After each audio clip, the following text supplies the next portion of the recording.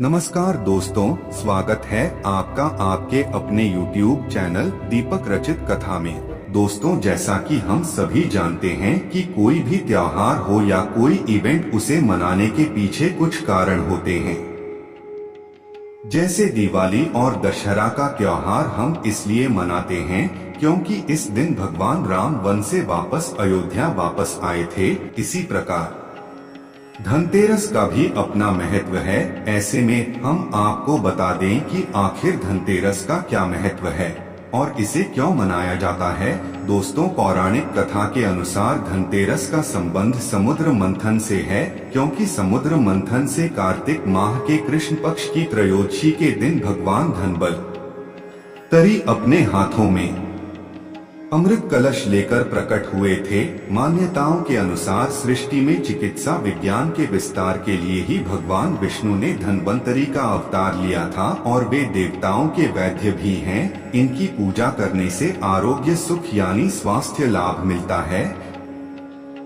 कथा के अनुसार जब भगवान विष्णु के अवतार भगवान धन्वंतरी प्रकट हुए, तब उनके हाथों में अमृत से भरा कलश यानी घड़ा था। ऐसे में इस दिन बर्तन खरीदने के साथ साथ सोने और चांदी से बने आभूषण को खरीदने की परंपरा बन गई। दोस्तों, मान्यता है कि धनतेरस तिथि का 13 के अंक से खास कनेक्शन है, क्योंकि इस दिन खरीदी गई चीज 13 गुना ज्यादा फल देती है। इसके साथ ही हिंदू संस्कृति में माना जाता है कि देवी लक्ष्मी केवल साफ सुथरे घर में ही प्रवेश करती है। इसलिए धनतेरस पर लोग देवी लक्ष्मी को अपने निवास में आकर्षित करने और आमंत्रित करने के लिए अपने घरों की सफाई करते हैं। लोग रात में भगवान यमराज की भी पूजा करते हैं और उनका आशीर्वाद पाने के लिए दीप जलाकर प्रार्थना करते हैं। दोस्तों, किसी भी त्योहार को मानने से पहले उसके मुहूर्त, पूजा विधि और समय का ज्ञान होना अति आवश्यक है।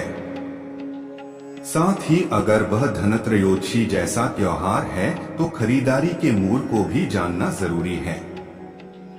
आप में से बहुत सारे लोग इस बात को लेकर कंफ्यूजन में होंगे, धनतेरस 2020 में कब है, अर्थात धनतेरस 10 नवंबर 2020 को है या फिर 11 नवंबर 2020 को है। ऐसे में हम आपको बता दें कि हर बार की तरह इस साल भी धनतेरस कार्तिक मास के कृष्ण में पक्ष की त्रयोदशी तिथि को है। इस प्रकार इस साल धनतेरस 10 नवंबर की दोपहर 12:35 से शुरू होगा और 11 नवंबर की दोपहर 1:57 पर समाप्त होगा। पूजा का शुभ मुहूर्त शाम 6:02 से लेकर रात 8 बजे तक करीब 1 घंटे 58 मिनट तक रहेगा। दोस्तों, त्योहार के मौके पर बहुत सारी चीजें ऐसी होती है जिसे करना चाहिए, लेकिन बहुत सारी ऐसी भी चीजें हैं जो करना शास्त्रों में वर्जित है, बताया गया है, अर्थात करने की इजाजत नहीं है, वरना उसका भी नुकसान होता है। ऐसे में हम आपको बता दें कि हमें धनत्रयोदशी अर्थात धनतेरस पर क्या खरीदना चाहिए और क्या नहीं खरीदना चाहिए। तो सबसे पहले जानते हैं कि धनतेरस के दिन कौन सी चीजें हमें भूलकर भी नहीं खरीदनी चाहिए। दोस्तों, धनतेरस का मतलब यह नहीं है कि आप इस दिन सभी चीजों की खरीदारी कर सकते हैं, बल्कि कई ऐसी चीजें होती हैं जिन्हें अशुभ माना जाता है। धनतेरस के दिन चीनी मिट्टी के शोपीस और लोहे के सामान को नहीं खरीदनी चाहिए, क्योंकि लोहे को शनिदेव का कारक माना जाता है, जो अशुभ है। दिवाली से 2 दिन पहले एल्यूमिनियम के बर्तन, सामान या नुकीली और धारदार चीज है जैसे चाकू, कैंची, बीच हुई या कोई धारदार सामान खरीदने से बचना चाहिए। दोस्तों, चलिए तांबे के सामान के साथ साथ बटन को खरीद सकते हैं, क्योंकि ये चीजें आपके घर में आरोग्यता और समृद्धि लेकर आती है।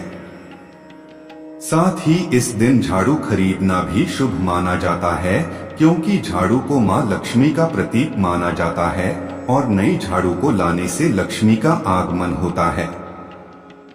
दोस्तों, पान के पत्ते माँ लक्ष्मी को विशेष रूप से प्रिय माने जाते हैं, इसलिए धनतेरस के दिन पान के 5 पत्ते जरूर खरीद कर लाएं। पान के पत्ते लेकर मां लक्ष्मी को चढ़ाएं। दोस्तों, साथ ही धनतेरस पर धनिया या फिर धनतेरस के बीज खरीदकर जरूर लानी चाहिए। माँ लक्ष्मी को धनिया अर्पित करें और थोड़ा सा धनिया अपने धन के स्थान पर भी छिड़क दें। ऐसा करने से माँ लक्ष्मी की कृपा हम सभी को सदैव के लिए प्राप्त होगी।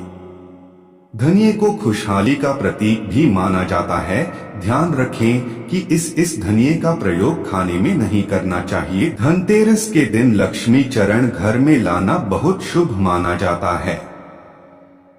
लक्ष्मी चरण इस दिन घर में लाना मां लक्ष्मी का आह्वान माना जाता है और इस दिन घर में मां लक्ष्मी के चरणों को घर में लाना उन्हें अपने घर में निमंत्रण देने के समतुल्य है। धनतेरस पर लक्ष्मी जी के 2 चरण घर में लाने चाहिए। एक चरण मुख्य द्वार पर अंदर की तरफ आते हुए लगाने चाहिए और दूसरे चरण पूजा के स्थान में अंदर आते हुए लगाने चाहिए। धन के शुभ अवसर पर आपको अपने घर में धन की देवी मां लक्ष्मी और शुभ लाभ के देवता गणेश जी की मूर्ति अवश्य लानी चाहिए। याद रखें कि यह प्रतिमा मिट्टी की बनी होनी चाहिए ताकि इन्हें अगले साल विसर्जित करके उसके स्थान पर नई प्रतिमा ला सके। धनतेरस पर झाड़ू घर में लाना बहुत ही शुभ माना जाता है। झाड़ू को मां लक्ष्मी का प्रतीक माना गया है, इसलिए इस दिन झाड़ू घर में जरूर लानी चाहिए। जिस प्रकार झाड़ू हमारे घर को साफ करती है, उसी प्रकार से मां लक्ष्मी हमारे मन के मैल को साफ करके उसे अच्छे विचारों से भर देती है। दीपावली के अवसर पर नए चावल की फसल तैयार हो जाती है और इसी धान से खीर तैयार की जाती है। इसलिए धनतेरस के दिन खीर बताशे अपने घर में जरूर लाने चाहिए। ध्यान रखें कि हमेशा नए खीर बताशे ही हमेशा लाने चाहिए। पुराने रखें खीर बताशे नहीं चढ़ानी चाहिए। नए बताशे धनतेरस पर में लाने से पूरे साल आपके घर में धन और धान्य की कमी नहीं होती। दोस्तों, धनतेरस के दिन आपको सबसे पहले सुबह उठकर घर की सफाई करनी चाहिए और घर से ऐसी चीजों को हटा देना चाहिए जिनका आप इस्तेमाल नहीं कर रही हैं, यानी आप अपने घर की कमांड वस्तु या फिर जिन गैर जरूरी चीजों का इस्तेमाल नहीं कर रहे हैं, उन्हें घर से बाहर कर दें।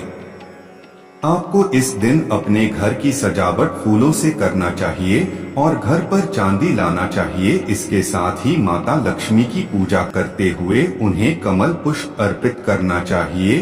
यह कार्य शुभ माना जाता है। दोस्तों, साथ ही अगर आपको धनतेरस के दिन भगवान धन्वंतरी देवी लक्ष्मी और भगवान कुबेर देव की कृपा प्राप्त करनी है, तो आपको शुभ मुहूर्त और पूजा की शुरुआत करना चाहिए। इस दौरान सबसे पहले आपको कुबेर देव और भगवान धन्वंतरी के चित्र की स्थापना करनी चाहिए। साथ ही माता लक्ष्मी और भगवान गणेश की भी मूर्ति को स्थापित करना चाहिए। फिर सभी देवी देवताओं को तिलक लगाएं, कुछ फल मिठाई आदि अर्पित करें और दीपक जलाएं।